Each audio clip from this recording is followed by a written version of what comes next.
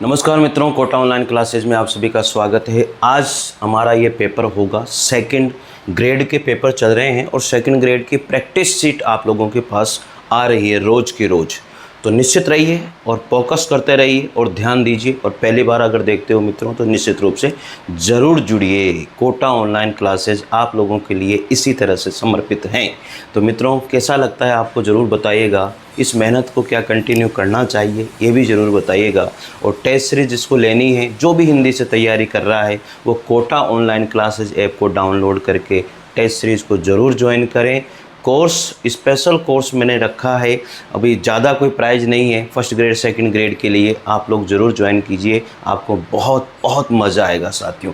चलिए देखते हैं। 12 वर्षीय विद्यार्थी, तो यहाँ पर एक ये पेपर है हमारा, 6 नंबर का पेपर है और इसमें क्या क्या चीज़ें हैं जो आने के लायक हैं। 12 वर्षीय विद्यार्थी सोहन की बुद्धि लब्धि 75 है।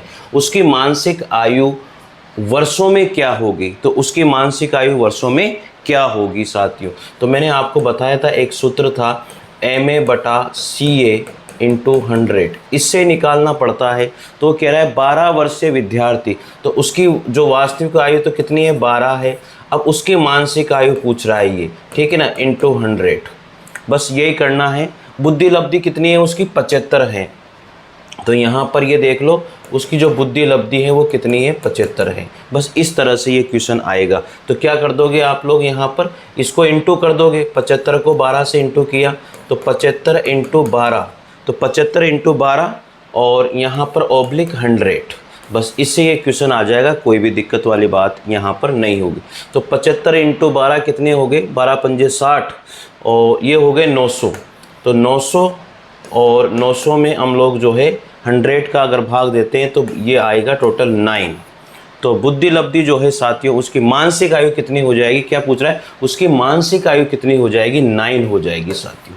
तो यहाँ पर ऑप्शन हमारा ये हो जाएगा सेकंड नंबर का ऑप्शन। तो इस तरह से आप लोग इसको निकाल सकते हो। कुछ भी निकालो, फॉर्मूला तो वही है, आसानी से हो जाएगा, कोई दिक्कत वाली बात नहीं है। और साथियों में आपको सबसे पहले बात बता देता हूँ, बुद्धि लब्धि का जो वर्तमान सूत्र दिया है वो किसके द्वारा दिया गया था? टर्मन के द्वारा दिया गया था। किसके द्वारा? टर्मन के द्वारा। और बुद्धि लब्धि के जो सबसे पहले जो विचार जो दिए थे वो किसने दिए थे? स्टर्न ने दिए थे। कब दिए थे? 1912 में। यहाँ तक की बात क्लियर है, कोई समस्या आपको नहीं होनी चाहिए मेरे हिसाब से। तो इसको हटा देते हैं हम लोग। और अब मैं आपको यहाँ पर बता देता हूँ, बुद्धि लब्धि का विचार किसने दिया? विलियम स्टर्न ने दिया 1912 में। और बुद्धि लब्धि का जो सूत्र है वो किसने दिया? टर्मन ने 1916 में। याद कर लेना भाई, बहुत तगड़ी बातें बता रहा हूँ। अगर तगड़ी बातें नहीं बता रहा हूँ तो ज़रूर बता देना ठीक है ना, तगड़ी बता रहा हूँ भाई। कोटा ऑनलाइन क्लासेस समर्पित है विद्यार्थियों के लिए, जान लगा दूंगा। जिसने मेरे कोर्स को ले लिया ना, मैं बता रहा हूँ उसका सिलेक्शन नहीं हो जाए, गारंटी है मेरी। Hindi first grade, Hindi second grade, Hindi third grade, जो बंदे कोर्स को ले रहे हैं ना, वो निश्चित रहे जो पढ़ा रहा हूँ बस उसको पढ़ लें, ठीक है। चलो, सेकंड प्रश्न है, बुद्धि परीक्षण निर्माण के जन्मदाता कौन है? तो बुद्धि परीक्षण निर्माण के जो जन्मदाता हैं वो सबको पता है साथियों, अल्फ्रेड बिने। क्या नाम था? अल्फ्रेड बिने। बुद्धि परीक्षण निर्माण के जन्मदाता किसको माना जाता है? अल्फ्रेड बिने को माना जाता है। बुद्धि का मापन, बुद्धि परीक्षण का जन्मदाता अल्फ्रेड बिने को माना जाता है। 1905 में इन्होंने परीक्षण किया। मानसिक आयु का सबसे पहले विचार किसके द्वारा दिया गया था? अल्फ्रेड बिने के द्वारा। सबसे पहले विचार, बुद्धि लब्धि का विचार स्टर्न ने 1912 में दिया, लेकिन मानसिक आयु का जो विचार है सबसे पहले किसने दिया? अल्फ्रेड बिने ने दिया था। 1900 कब दिया था? ये ध्यान रखना। मानसिक परीक्षण शब्द का सर्वप्रथम प्रयोग साथियों केटल ने किया था 1890 में। मानसिक परीक्षण शब्द का सबसे पहले प्रयोग केटल के द्वारा किया गया 1880 में। एंड बुद्धि लब्धि का सर्वप्रथम विचार स्टर्न ने दिया था 1912 में। सारी बातें यहाँ पर क्लियर हो रही है आप लोगों की, ध्यान दे लेना एक एक बात पर। बुद्धि परीक्षण का जन्मदाता किसको माना जाता है? अल्फ्रेड बिने को माना जाता है। 5 में परीक्षण किया गया। और मानसिक आयु का सर्वप्रथम विचार भी अल्फ्रेड बिने के द्वारा ही दिया गया था। मानसिक परीक्षण शब्द का प्रयोग सबसे पहले किसने किया था? केटल ने किया था, वो 1880 में। और बुद्धि लब्धि का सर्वप्रथम विचार स्टर्न ने दिया था 1912 में, ठीक है। और बुद्धि लब्धि का जो सूत्र वर्तमान में चलता है वो दिया था हमारे 1916 में टर्मन के द्वारा दिया गया था। और बुद्धि लब्धि का जो सूत्र है मानसिक आयु बटा वास्तविक आयु इंटू 100, यानी कि एम ए बटा क्या होता है, एम ए बटा सी ए इंटू 100, ये स्टर्न का सूत्र है। किसका सूत्र है? सॉरी, टर्मन का सूत्र है। ये किसका सूत्र है? टर्मन का सूत्र है, जो इन्होंने 1916 में हमें दिया। यहाँ तक कि कोई बात समस्या आपको नहीं होनी चाहिए। आगे बढ़ें। देखो, इसको पढ़ लिया ना, सारी आपकी सारी मुसीबतें क्लियर हो जाएगी, ये सोच लेना। और दिख तो रहा होगा आप लोगों को, मुझे ऐसा एहसास तो होता है कि दिख तो रहा है, लेकिन फिर भी थोड़ा सा बड़ा हम यहाँ पर कर लेते हैं, ठीक है भाई। तीसरा क्वेश्चन आता है और तीसरा प्रश्न ये कहता है, क्या कहता है? देखो, सीखना विकास की प्रक्रिया है, कथन किसके द्वारा कहा गया है? वुडवर्थ के द्वारा, योकम, सिम्पसन और डॉक्टर मैके। तो सीखना विकास की प्रक्रिया, ये पहले भी आ चुका है, ये वुडवर्थ का कथन है। सीखना विकास की प्रक्रिया है, बहुत बार आ चुका है ये। सीखना विकास की प्रक्रिया है, किसने कहा? वुडवर्थ ने कहा। सीखना विकास की प्रक्रिया है, किसने कहा? वुडवर्थ ने कहा। याद रख लेना भाई, ठीक है ना। यहाँ तक कोई समस्या आपको नहीं होनी चाहिए मेरे हिसाब से। तो चलिए और आगे देखते हैं। अब सीखना विकास की प्रक्रिया है, किसने कहा? वुडवर्थ के द्वारा कहा गया है। फिर आगे देखो, सीखना विकास की प्रक्रिया है, ये कथन किसका है? वुडवर्थ के द्वारा दिया गया है। वुडवर्थ ने सीखने को ज्ञान और प्रतिक्रियाओं को प्राप्त करने की प्रक्रिया के रूप में परिभाषित किया है। वुडवर्थ ने जो है सीखने को क्या माना है? सीखने को ज्ञान और प्रतिक्रियाओं को प्राप्त करने की प्रक्रिया के रूप में परिभाषित किया था वुडवर्थ के द्वारा सीखने को। इसके बाद में एशार थ्योरी आ जाती है साथियों 4th नंबर में। निम्नलिखित में से एशार अधिगम सिद्धांत के संबंध में यहाँ पर नहीं है, नहीं वाली बात करिए। एशार अधिगम सिद्धांत के संबंध में इनमें से कौन नहीं है? थॉर्नडाइक, स्किनर, पावलोव और ब्रूनर। इनमें से कौन नहीं है साथियों? ब्रूनर इनमें से नहीं है। थॉर्नडाइक भी है, स्किनर भी है, पावलोव भी है। ये तीनों हैं। इनका संबंध जो है साथियों उद्दीपक और अनुक्रिया अधिगम सिद्धांत से रहा है। एशार अधिगम सिद्धांत को हम लोग उद्दीपक अनुक्रिया सिद्धांत भी कहते हैं। और इन तीनों का संबंध रहा है, किस किस का? थॉर्नडाइक का, स्किनर का और पावलोव का संबंध इससे रहा है। इस बात का आपको ध्यान देना है, जो कि व्यवहारवाद से संबंधित है। जबकि ब्रूनर का जो संबंध है वो त्रिज्यीय निर्मितवाद से है। ब्रूनर का संबंध किससे है? त्रिज्यीय निर्मितवाद से संबंध इसका रहा है साथियों, ठीक है। अगले प्रश्न की ओर बढ़ते हैं और अगला जो प्रश्न आता है वो है 5वें नंबर का, 4th नंबर का प्रश्न हमने कर लिया है। 5वें नंबर का प्रश्न आता है और ये प्रश्न क्या कहता है? देखो, कौन सा अभिप्रेरणा का घटक नहीं है? यहाँ पर भी नई वाली बात कही गई है। अभिप्रेरणा का घटक इनमें से कौन सा नहीं है? देखो, आवश्यकताएं, रटंत स्मृति, अंतर्नाद या प्रोत्साहन। साथियों सबसे ये तो वैसे ही नज़र आ रहा है कि रटन स्मृति तो हम लोग अभिप्रेरणा में लेंगे ही नहीं, यानी कि सीखने वाली बात में हम लोग इस बात को रटंत को तो लेंगे ही नहीं, 100% क्लियर है। तो अभिप्रेरणा के जो तत्व हैं वो आपको याद रखने हैं। कितने तत्व माने गए? अभिप्रेरणा के 4 तत्व माने गए। सबसे पहले आवश्यकता, उसके बाद में फिर चालक, जिसको प्रणोद या अंतर्नोद भी कहते हैं, यानी कि ड्राइवर्स, नीड, ड्राइवर्स, फिर इंसेंटेटिव, उद्दीपन या प्रोत्साहन, और फिर प्रेरक, जिसको मोटिव कहा जाता है। तो ये 4 अभिप्रेरणा के तत्व हैं, ये 4 अभिप्रेरणा के एलिमेंट्स हैं। इन्हें आपको ध्यान रखना है, एक एक पॉइंट ध्यान रखना। यहाँ पर मैं आपको दूध में से क्रीम निकाल के दे रहा हूँ, ये मान के चलना आप। क्रीम, बात समझ में आ रही होगी मेरे हिसाब से आपको, और आप समझदार हो, ठीक है। तो कौन कौन से हैं तत्व? आवश्यकता, चालक, प्रणोनाद या अंतर्नाद, उद्दीपन, प्रोत्साहन या फिर प्रेरक, ठीक है। इंग्लिश में, हिंदी में, जिसमें भी आपको ध्यान रहे, आपको ध्यान रखना ही है। चलिए आगे बात करते हैं 6ठे प्रश्न की ओर। और 6ठा प्रश्न ये रहा आपके सामने। कौन सा व्यक्तिगत भिन्नताओं का कारण नहीं है। देखो यहाँ पर भी नहीं वाली बात आ रही है। तो वंशानुक्रम, वातावरण, परिपक्वता, निर्देशन। तो वैसे भी सिंपल बात है, वंशानुक्रम, वातावरण और निर्देशन ये तो परिपक्वता ये तो आता ही है किसमें, व्यक्तिगत भिन्नताओं में। लेकिन ये निर्देशन वाली बात इसमें 100% नहीं आएगी। और कौन से व्यक्तिगत विभिन्नताओं को या विभिन्नताओं को प्रभावित करने वाले कारक कौन कौन से हैं वो भी देख लो। वंशानुक्रम बिल्कुल है, वातावरण भी है, प्रजाति या जाति भी है, शिक्षा भी है, लिंग का प्रभाव भी है, परिपक्वता का प्रभाव है, बुद्धि का प्रभाव है और आर्थिक स्थिति है। ये सारे के सारे व्यक्तिगत विभिन्नताओं को प्रभावित करने वाले कारण हैं जिनको आपको ध्यान रखना है। टोटल 8 बताए हैं, इस बात का आपको ध्यान रहेगा। वंशानुक्रम, वातावरण, प्रजाति या जाति, शिक्षा, आर्थिक स्थिति, बुद्धि का प्रभाव, परिपक्वता का प्रभाव, लिंग और परीक्षण। लेकिन निर्देशन इसमें नहीं आएगा। तो मेरे हिसाब से यहाँ तक कोई समस्या आपको नहीं होनी चाहिए।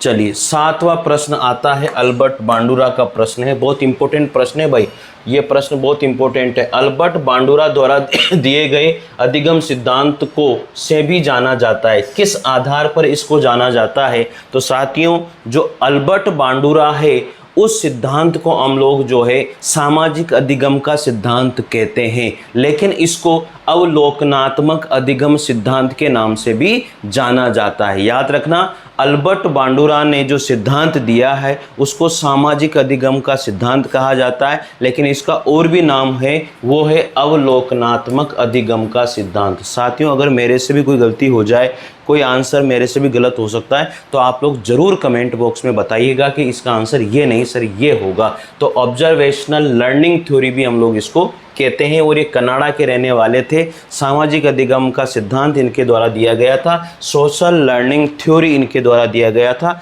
और ये कनाडा के थे और इनके जो सहयोगी थे, अल्बर्ट बांडुरा के जो सहयोगी थे वो वाल्टर, क्या नाम था, वाल्टर।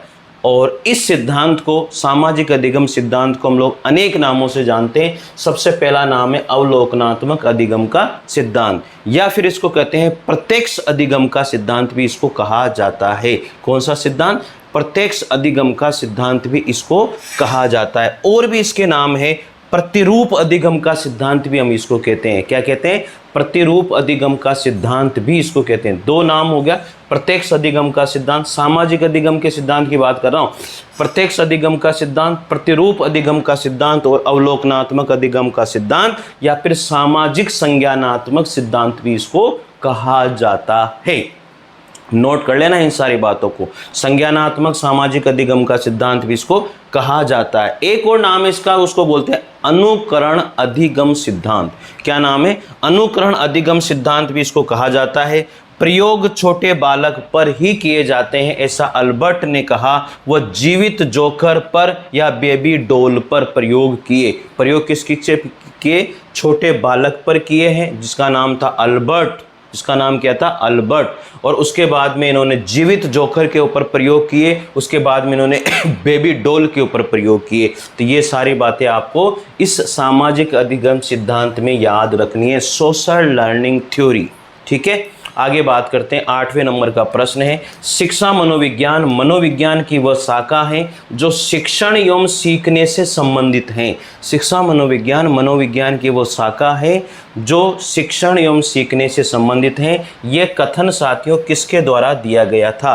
तो वुडवर्थ, स्किनर, सिम्पसन, पावलोव। किसने दिया था? ये सबको पता है, ये सबको पता है भाई, स्किनर ने दिया था। शिक्षा मनोविज्ञान मनोविज्ञान की वो शाखा है जो शिक्षण और सीखने, तो यहाँ पर शिक्षण स से स और स्किनर में भी स, इस तरह से मैंने तो इसको ध्यान रखा था भाई, इसलिए आपको भी इसे ही ध्यान रखना है। तो शिक्षण सीखने में स आ रहा है, तो स्किनर में भी स आ रहा है, लेकिन ये सिम्पसन वाला बात यहाँ पर गलत हो जाती है। ठीक है, तो यहाँ पर स्किनर याद रखना, शिक्षण एवं सीखने से संबंधित है। शिक्षा मनोविज्ञान मनोविज्ञान की वो शाखा है जो शिक्षण और सीखने से संबंधित है। स्किनर ने ये बात कही थी हम लोगों से। ठीक है, अगला प्रश्न हम लोग देखते हैं। यहाँ पर बहुत इंपॉर्टेंट प्रश्न है और इस शिक्षा मनोविज्ञान की परिभाषा के बारे में थोड़ी सी जानकारी ले लेते हैं। शिक्षा मनोविज्ञान की परिभाषाएं, डेफिनेशन ऑफ एजुकेशन साइकोलॉजी। देखो, स्किनर के अनुसार, स्किनर क्या कहता है? शिक्षा मनोविज्ञान का संबंध शिक्षण व अधिगम या सीखने सिखाने से है। अब क्रो एंड क्रो की परिभाषा, साथ तीनों परिभाषाओं को ढंग से रट लेना। तीनों परिभाषाओं को ढंग से देख लेना। जितने भी प्रश्न यहाँ साइकोलॉजी के करा रहा हूँ ना मैं, ये सोच लेना खून के टीके की तरह खून से लिख रहा हूँ। बस आप पढ़ लेना इनको। मेरी बात को मानने वाला जो विद्यार्थी है ना, वो असफल हो ही नहीं सकता। अरे मुझे पता है मेरे में बहुत सारे लोग गालियां दे रहे हैं, मुझे पता है, देने दो। बहुत सारे कमेंट उल्टे सुल्टे करते हैं, करने दो, मुझे कोई फ़र्क नहीं पड़ता। बहुत सारे स्टूडेंट मेरे साथ हैं। अगर 100 में से एक स्टूडेंट ऐसा भी निकल जाता है, निकलने दो ना, क्योंकि हर किसी को, कोई ऐसा नहीं है कि एक टीचर हर किसी को पसंद आ जाए। नहीं हो सकता, ऐसा नहीं हो सकता। ये बीमारी है हमारे भारत देश में कि एक टीचर सबको पसंद नहीं आ सकता। उनमें से कोई ना कोई तो ऐसा होगा जो नापसंद उस टीचर को करेगा, उसकी मेहनत को करेगा नापसंद। साथियों कोई बात नहीं, मुझे कोई फ़र्क नहीं पड़ता, लेकिन आप 100 में से 99 स्टूडेंट का साथ अगर सहयोग मेरे साथ है, उनको लगता है कि नहीं सर आप मेहनत करते हो, आप हमें वो दे रहे हो जो दुनिया नहीं दे पा रही है, जो नहीं दे रही है, केवल पैसों के भूखे हैं। ये मैं नहीं कहता साथियों, और आप सबको पता है कि मैं कर रहा हूँ, मैं कह के नहीं कर रहा हूँ, मैं कर रहा हूँ ये काम, और मैं आपको वो दे रहा हूँ जो अच्छे नहीं दे पा रहे हैं। ये बात आप समझ रहे होंगे ना। मैं टाइम खराब बिल्कुल नहीं करता। मैं चाहूँ तो इस चीज़ को लिख करके बता सकता हूँ। लिखने में कितना टाइम जाएगा बताओ? लिखने के अंदर मैं आपको इस चीज़ को 2 घंटे में बताऊँ, जिस चीज़ को मैं आप 30 मिनट में बता देता हूँ, तो फ़ायदा आपका हुआ या मेरा हुआ?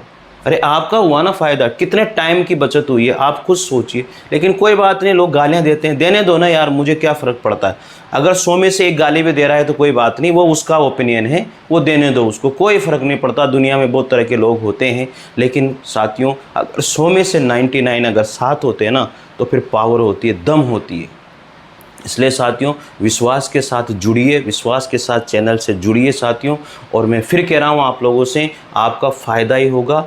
जो मैंने कोर्स अभी जो 1st ग्रेड 2nd ग्रेड के हिंदी के कोर्स लॉन्च किए हैं, स्पेशल कोर्स, उनको आप देखिए, उनसे जुड़िए साथियों, उनको सब्सक्राइब, उनको लीजिए। बहुत तगड़े कोर्स हैं, आपको उनमें धीरे धीरे क्लासेज उनमें डलती आपको नज़र आएगी, मज़ा आएगा आपको पढ़ने में। क्या कंटेंट दिया है सर ने, यही तो बात है। अगर किसी को 1st ग्रेड के 2nd ग्रेड के हिंदी साहित्य के नोट्स मंगवाने हैं, ये देखो हिंदी साहित्य के नोट्स, भाग 1 भाग 2, और इसके बाद में हिंदी साहित्य का ये आपको काव्य शास्त्र, जिसको मंगवाने हैं वो ऑर्डर करें। और हिंदी साहित्य का ब्रह्मास्त्र नोट्स हैं साथियों, ये 1 लाइनर में आपके पास टाइम है, 10 दिन में पढ़ सकते हो इस 1 लाइनर नोट्स को। 425 रुपये का है, ज़्यादा भी नहीं, ठीक है। तो मंगवाइए, आप लोग मेहनत कीजिए साथियों, मैं हूँ आपके साथ, ठीक है। चलिए देखते हैं अब यहाँ पर हम लोग देख रहे थे इसके स्किनर के अनुसार शिक्षा मनोविज्ञान का संबंध जो है शिक्षण व अधिगम या सीखने सिखाने से है। तो ये किसकी है? स्किनर की परिभाषा है। क्रो एंड क्रो क्या कहते हैं साथियों? इसकी तो परिभाषा, क्रो एंड क्रो का नाम तो हर पेपर में आना ही आना है। शिक्षा मनोविज्ञान बालक जन्म से लेकर वृद्धावस्था तक के सीखने के अनुभवों का वर्णन तथा व्याख्या करता है। बालक के जन्म से लेकर के वृद्धा अवस्था तक उसके अनुभवों की व्याख्या करता है, क्रो एंड क्रो कहता है। पिल क्या कहता है? शिक्षा मनोविज्ञान शिक्षा का विज्ञान है।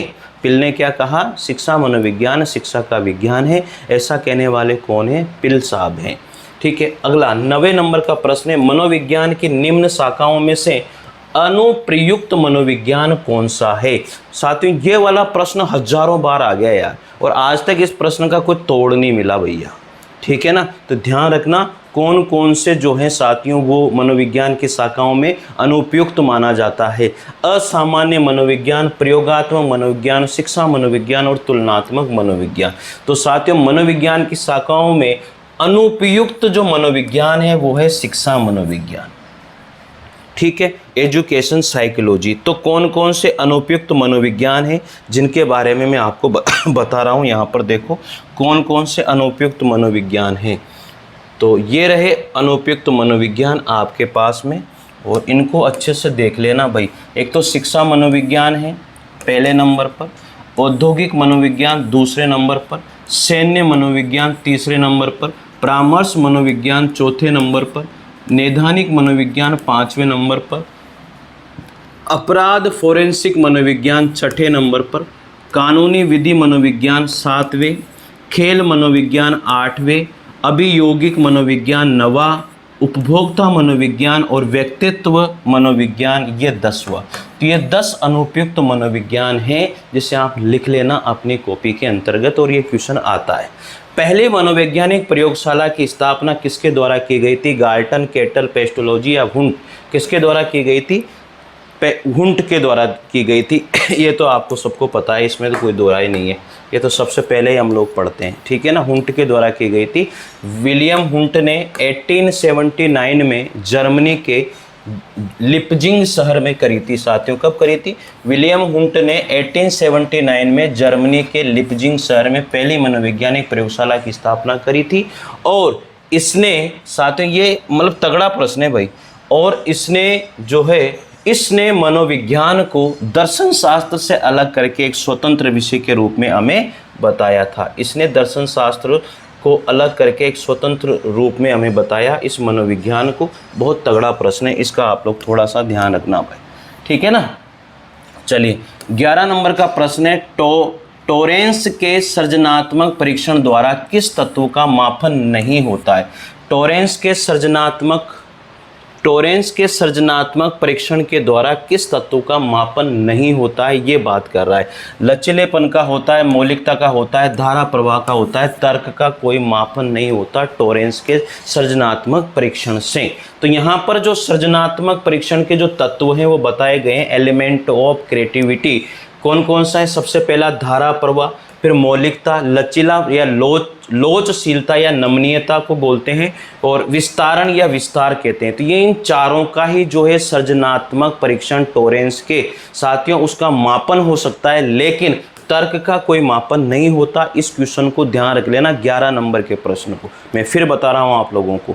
चलिए अगला प्रश्न आता है, 12 नंबर का प्रश्न है, निम्नलिखित में से कौन सा स्प्रेंजर के द्वारा दिया गया व्यक्तित्व का वर्गीकरण नहीं है? देखो कितना खाऊ प्रश्न है। सैद्धांतिक, सुडोलकाय, कलात्मक और सामाजिक। यहाँ पर आप सबको पता है सुडोलकाय यहाँ पर आ जाएगा। सैद्धांतिक, कलात्मक और सामाजिक तीनों है, लेकिन सुडोलकाय जो है स्प्रेंजर का नहीं है। व्यक्तित्व के वर्गीकरण में स्प्रेंजर ने ये नहीं दिया था भाई, सुडोलकाय।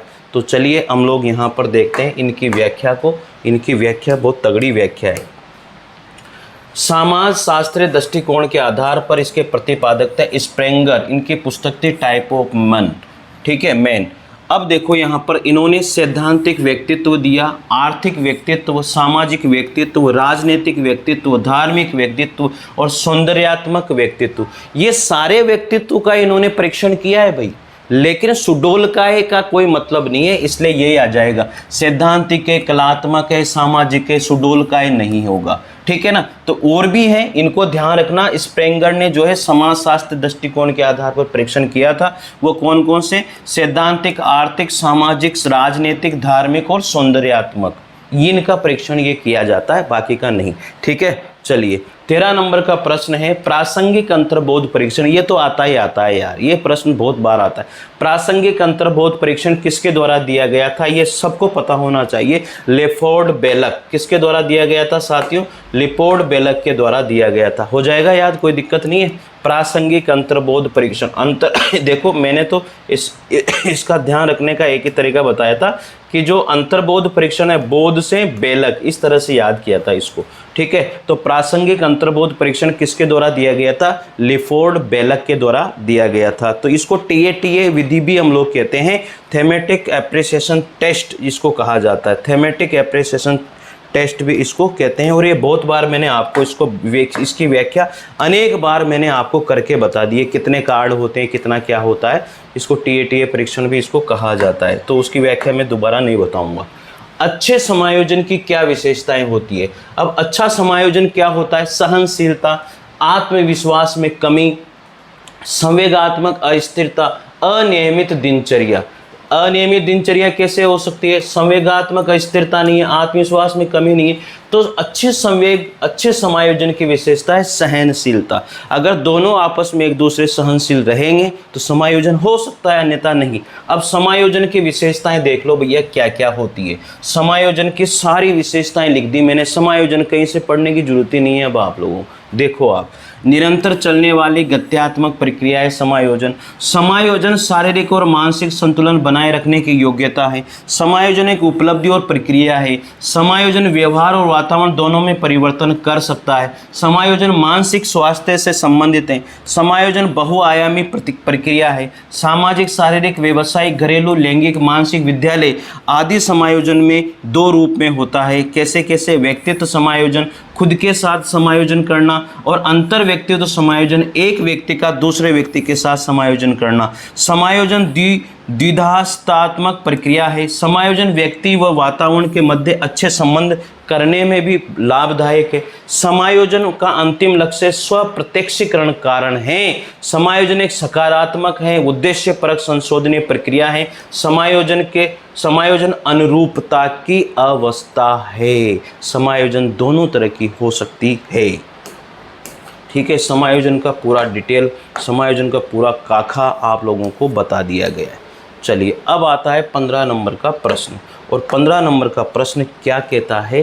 टर्मन के अनुसार अत्युत्कृष्ट, टर्मन के अनुसार अत्युत्कृष्ट, नाम देखो अलग टाइप का दिया है, अत्युत्कृष्ट, सुप्रियर कंटेंट, अति उत्कृष्ट रखता है 140 से अधिक बुद्धि लब्धि, 120 से 125 बुद्धि लब्धि, और 110 से 115 बुद्धि लब्धि, और 110 से नीचे की बुद्धि लब्धि। जो अत्युत्कृष्ट जो है ना साथियों, 120 से 125 की बुद्धि लब्धि रखता है। तो टर्मन के अनुसार बात कर रहे हैं, और टर्मन के अनुसार बुद्धि लब्धि की सारणी पूरी देख लो यहाँ पर। ये रही आप लोगों की सारणी, टर्मन के अनुसार पूरी की पूरी यहाँ पर ये सारणी है भैया, ये देख लेना, पूरी कंप्लीट दिए आप लोगों को। फिर मत कहना मेरे से कि सर इसमें तो कुछ बताया ही नहीं है। अब देख लो, तुम लिख लेना इसको, ये लिख लेना, ठीक है। टर्मन के अनुसार बुद्धि लब्धि की सारणी है। तो सबसे पहले नीचे से चलते हैं। 1 नंबर पर आता है जड़ बुद्धि, जिसकी IQ 20 से कम होती है। दूसरा है साथियों मूर्ख, ठीक है, बुद्धि लब्धि 20 से 50। मंद बुद्धि, जिसको मूढ़ या निर्बल भी कहते हैं। तीसरी बुद्धि, नीचे से कर रहा हूँ, 50 से 70 के बीच में होती है। चौथे नंबर पर है शीर्ण बुद्धि, सीमांत मंद बुद्धि जिसको कहते हैं, 70 से 79 तक है। इसके बाद में फिर आता है 5वें नंबर पर मंद या सामान्य रूप से, इसमें पिछड़े बालक वाली, ये प्रश्न बहुत बार आता है, पिछड़े बालक वाली, ठीक है, 80 से 89 तक है। किसने दी थी? ये टर्मन ने। अब इसके बाद में सामान्य बालक की भी बहुत बार आती है, बहुत सारी बातें आती है, 90 से 110। फिर तीव्र श्रेष्ठ बालक, सुप्रियर, जिसको कहते हैं 110 से 120 तक या 119 तक, इसको कहते हैं सुप्रियर। त्रिव्या, तो इंग्लिश भी याद रखना, वहाँ पर हिंदी में तो कोई से भी वर्ड आ सकते हैं, तो इंग्लिश वाले वर्ड याद रखना भाई।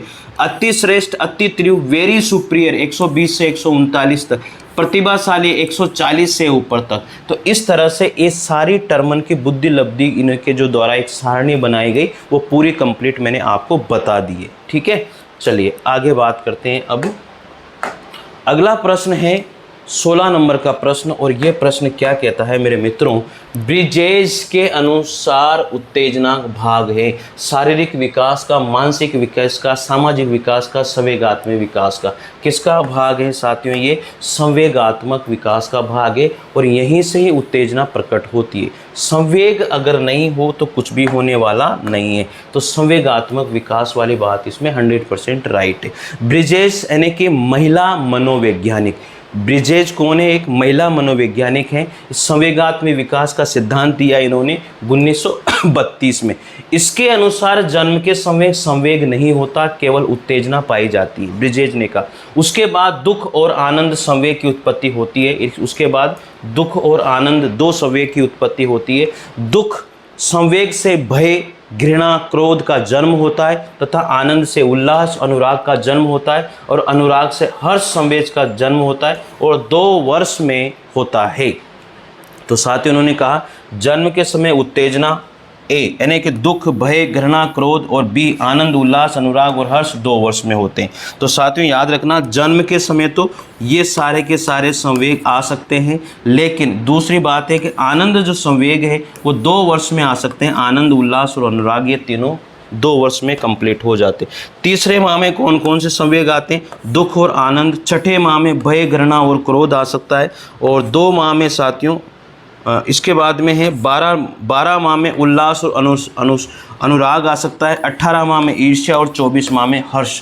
इस तरह से किस किस महीने में कौन कौन से संवेग बालक के अंदर प्रकट होते हैं, ये सारी बातें बताइए। जन्म के समय तो उत्तेजना है, इसके बाद में उन्होंने जन्म के दुख, भय, घृणा, क्रोध बताया, उसके बाद में आनंद, उल्लास और अनुराग बताया, और हर्ष बताया साथियों 2 वर्ष में। तो 3 माह में साथियों दुख और आनंद, 6 माह में भय, घृणा, क्रोध, 12 माह में उल्लास और अनुराग, 18 माह में ईर्ष्या और 24 माह में हर्ष। इस तरह से 2 माह में सारे के सारे जो संवेग हैं वो पूरे जागृत हो जाते हैं, ऐसा इनके द्वारा कहा गया है। चलिए आगे पढ़ते हैं। अब आता है 17 नंबर का प्रश्न आता है, और 17 नंबर का प्रश्न क्या कहता है, देखो। बुद्धि का द्विकारक सिद्धांत किसके द्वारा दिया गया था? सबको पता है स्पेयरमैन के द्वारा दिया गया था। बुद्धि का द्विकारक सिद्धांत किसने दिया था? स्पेयरमैन ने। इसको द्वितत्व सिद्धांत भी कहते हैं, इसको द्विखंड सिद्धांत भी कहते हैं, लेकिन याद रखना 2 फैक्टर थ्योरी सबसे मेन है। इंग्लिश वर्ड 2 फैक्टर थ्योरी, ये सिद्धांत किसने दिया था? स्पेयरमैन के द्वारा दिया गया था। इसके अंदर जो है साथियों विशिष्ट बालक और एक सामान्य बालक 2 कारक लिए जाते हैं, जिसको हम लोग एस और जी से प्रकट करते हैं। ये 1909 में दिया गया था साथियों। किसमें? 1909 में। इसके अनुसार बुद्धि के 2 कारक बताए, विशिष्ट बालक जो अर्जित है, सामान्य बालक जो जन्मजात है। यानी कि 2 कारक हैं, विशिष्ट कारक जो अर्जित जो लिया जाता है, और सामान्य कारक है जिसको जन्मजात कहते हैं। सामान्य कारक को जी से करते हैं और विशिष्ट कारक को साथियों एस से प्रकट करते हैं। ठीक है। जी यानी कि सामान्य जो कारक है, जी यानी कि सामान्य कारक, ये 95% भाग होता है, जो कि स्थायी तार्किक कार्य, जिम्मेदार, सामान्य मानसिक शक्ति, मानसिक अखंड इकाई सभी क्षेत्रों में सफल बनाता है तथा प्रत्येक में अलग अलग पाई जाती है। यस क्या है? विशिष्ट कारक है, ये 5% भाग में होता है। सामान्य कारक 95% होता है, और यस कारक है जो विशिष्ट कारक होता है वो 5% ही होता है, जिसमें संगीत, चित्रकारी, विशेष योग्यता, वातावरण में सीखा जाता है, विशेष क्षेत्र में सफलता को ये व्यक्त करता है। तो इस तरह से साथियों ये बुद्धि का द्विकारक सिद्धांत स्पेयरमैन का यहाँ पर एकदम से क्लियर हो जाता है साथियों आपका। चलिए आगे बात करते हैं। अब इसी क्रम में ये प्रश्न आता है 18 नंबर का प्रश्न। देखो यहाँ पर ये प्रश्न 18 नंबर का बहुत तगड़ा प्रश्न है। निम्न में से अभिवृत्ति मापन की विधि इनमें से कौन सी नहीं है? Likert scale, Osgood semantic differentiation scale, और the Bogardus social difference scale, emotional competitive scale. साथियों याद रखना, जो लिकर्ट स्केल है ये तो है, the Bogardus social distance scale ये भी है, इमोशनल कंपटीशन स्केल भी, ये वाला ये नहीं है, बाकी तो सारे ही हैं इसमें। तो ये सारे के सारे दिए गए हैं। अभिवृत्ति मापन के लिए बहुत से मनोवैज्ञानिकों ने योगदान दिया था, और उसको आपको नाप लेना चाहिए। यहाँ पर ये सारे के सारे इन्होंने दिया। जिन्होंने भी इस पर अभिवृत्ति मापन के लिए काम किया है उनके बारे में थोड़ी सी जानकारी हम यहाँ पर ले लेते हैं। अभिवृत्ति मापन के लिए देखो साथियों 1927 में, मैं नज़र नहीं आऊँगा, 1927 में सर्वप्रथम थ्रस्टर ने युग्म तुलनात्मक निर्णय विधि का निर्माण किया। अभिवृत्ति मापन की बात कर रहे हैं, किस किस ने क्या क्या योगदान दिया वो मैं यहाँ पर बता रहा हूँ। 1927 में सर्वप्रथम थ्रस्टर ने युग्म तुलनात्मक निर्णय विधि का निर्माण किया। 1929 में फिर थर्स्टन और चेव ने समदृष्टि अंतर परीक्षण का निर्माण किया। 1932 में लिकर्ट ने योग निर्धारण परीक्षण बनाया। 1937 में सफीर ने क्रमबद्ध अंतर परीक्षण का निर्माण किया। 1945 में गटमैन ने स्केलोग्राफ विधि का निर्माण किया। 1948 में एडवर्ड्स और किलपैट्रिक ने भेद बोधक मापनी विधि का निर्माण किया, और ओसगुड ने सिमेंटिक डिफरेंशियल विधि का निर्माण किया। ओसगुड ने सिमेंटिक डिफरेंस। साथियों इनमें से कुछ भी पूछा जा सकता है कि इसमें से कौन सा काम नहीं करता है या इनमें से कौन सा नहीं है।